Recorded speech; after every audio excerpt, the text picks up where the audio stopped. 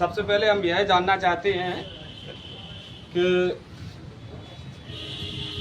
आप जिस विधानसभा क्षेत्र में आए हैं उसके पहले आपको बताया गया होगा यहाँ के बारे में कि यह कांग्रेस का गढ़ है और तमाम प्रकार की आपको बातें मिली होंगी सुनने को।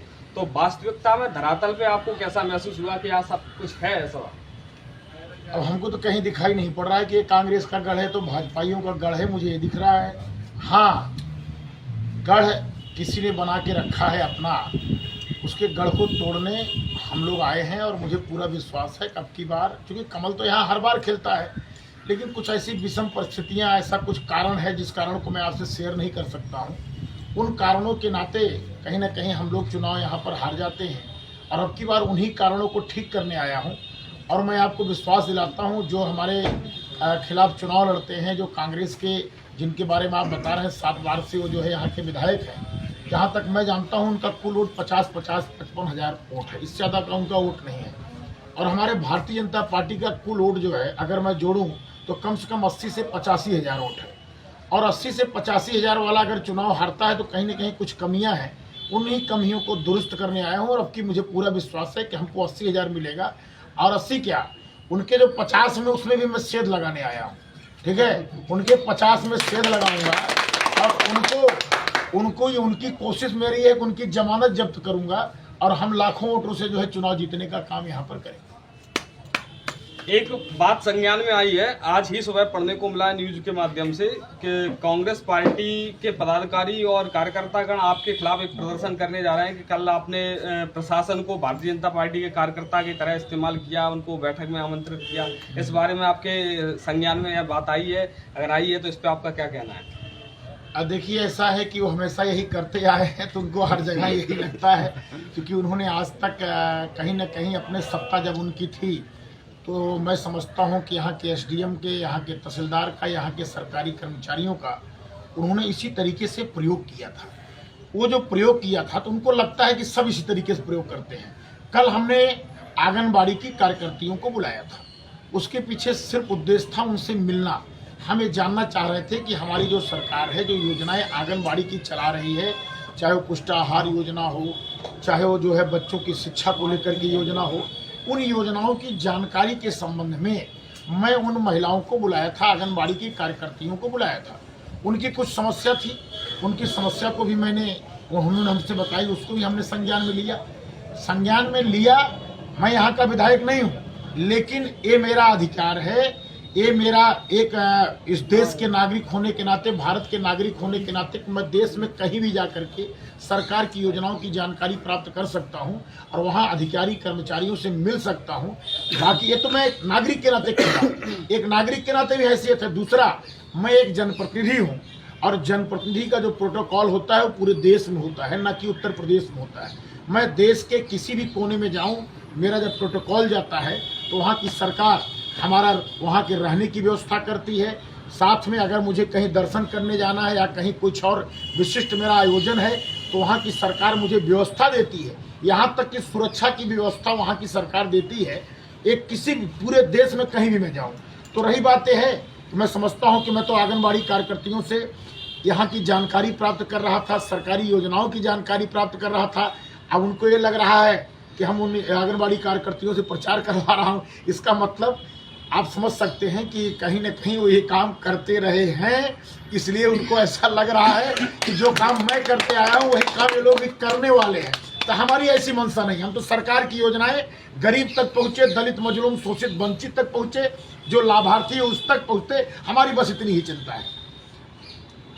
अभी कुछ दिन पूर्व एक उनकी पार्टी का कार्यक्रम हुआ था, जो हमारे यहाँ के नेता प्रतिपक्ष हैं, विधायक जी हैं भिंड में, तो उस कार्यक्रम के दौरान उन्होंने पार्टी की तैयारियों के संबंध में कार्यक्रम था। यह मामला आपके संज्ञान में है या नहीं है? आपके पार्टी के कार्यकर्ताओं ने अवगत कराया या नहीं कराया? लेकिन उस कार्यक्रम के दौरान उन्होंने ये कहा था कि हमें बड़ी मजबूती से चुनाव लड़ना है और भिंड जिले में गोली और बंदूक से चुनाव होता है। इस पर आप क्या कहना चाहेंगे? देखिए, भारतीय जनता पार्टी की सरकार है और केंद्र की सरकार जब पाकिस्तानियों का मुंह बंद कर सकती है, जब से मोदी जी की सरकार आई है, पाकिस्तानी और जितने इस देश के आतंकवादी संगठन हैं उनकी औकात नहीं है, हिम्मत नहीं है कि इस देश में कहीं कोई घटना कर दे। तो आप समझ सकते हैं, जब हम पाकिस्तान नहीं चाइना जैसे देश को, जिसको लोग बताते हैं बहुत ताकतवर है, जब चाइना के सिपाहियों को हमारे सैनिक जो है धक्का मार करके बाहर भगा सकते हैं, हमारी सीमा के अंदर जितने घुसे थे उनको हम बाहर कर सकते हैं, तो आप ये समझ सकते हैं। तो हमारी यहाँ मध्य प्रदेश में सरकार शिवराज सिंह चौहान की है, और शिवराज सिंह चौहान भी भारतीय जनता पार्टी की सरकार है। तो केंद्र और प्रदेश में भाजपा की सरकार है, तो हमारी भाजपा की सरकार में गोली और बंदूक और गुंडई से कोई चुनाव नहीं लड़ सकता। और आपको जानकारी होगा कि आपके मध्य प्रदेश में जहाँ एक समय ऐसा था कि इसी चंबल घाटी में ऐसे बहुत सारे डाकू थे जिनकी चर्चा देश में होती थी, और आज हमारी जब मध्य प्रदेश की सरकार आई तो आज इसी चंबल की पहचान यहाँ संघ के स्वयंसेवक से होने लगी, यहाँ के फौजियों से होने लगी। आज डाकू पूरे मध्य प्रदेश में समाप्त हो गए, कहीं एक भी डाकू आपको पूरे मध्य प्रदेश में नहीं मिलेगा। तो आप समझ सकते हैं, या कई डाकुओं ने जो है हमारी जो है अपना बंदूक रख दिया, उन्होंने सामान्य जीवन यापन करने का उन्होंने अपना बात रखा। और मैं समझता हूँ कि आज एक भी डाकू नहीं है, कहीं कोई बंदूक चलाने वाला नहीं, कहीं ऐसा कोई गुंडा मवाली नहीं है। और मैं तो जानता हूँ, आप जानते हैं, मैं तो उत्तर प्रदेश से आता हूँ, योगी जी की सरकार, आप जानते हैं कि हमारे यहाँ बुलडोजर बहुत मशहूर है। और आप मैं और बुलडोजर, और अगर कोई अपराधी है तो उसको हम लोग ऊपर पहुँचाने की भी व्यवस्था करते हैं। तो मैं यह समझता हूँ कि मध्य प्रदेश में भी बुलडोजर इसमें मैं देख रहा हूँ खूब चल रहा है।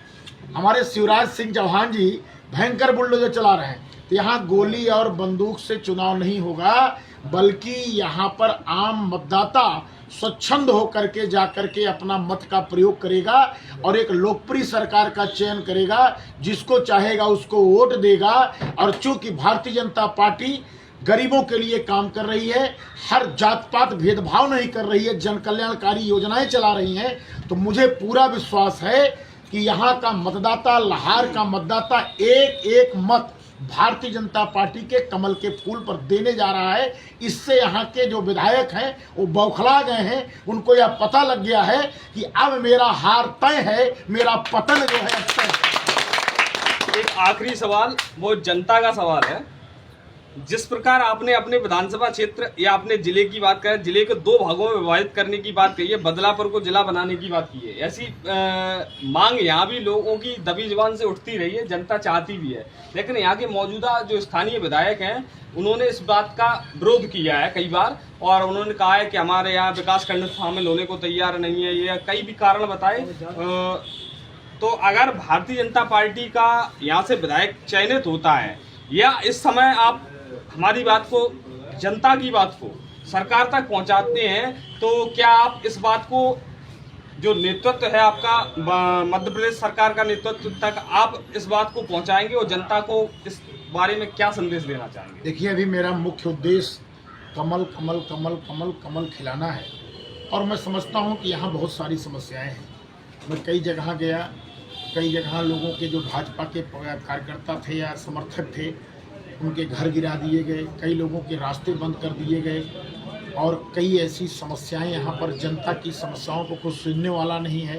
कुछ चुनिंदे उनके लोग हैं, वही उन्हीं की समस्या वो सुनते हैं, उन्हीं का काम करते हैं। और रही बात है, देखिए यहाँ बहुत ज़्यादा समस्या है, हमको कष्ट होता है। मैं जिस बदलापुर विधानसभा का विधायक हूँ, वहाँ नवसृजित नगर पंचायत है, और 2 साल में मैंने वहाँ 6800 प्रधानमंत्री आवास बनाए।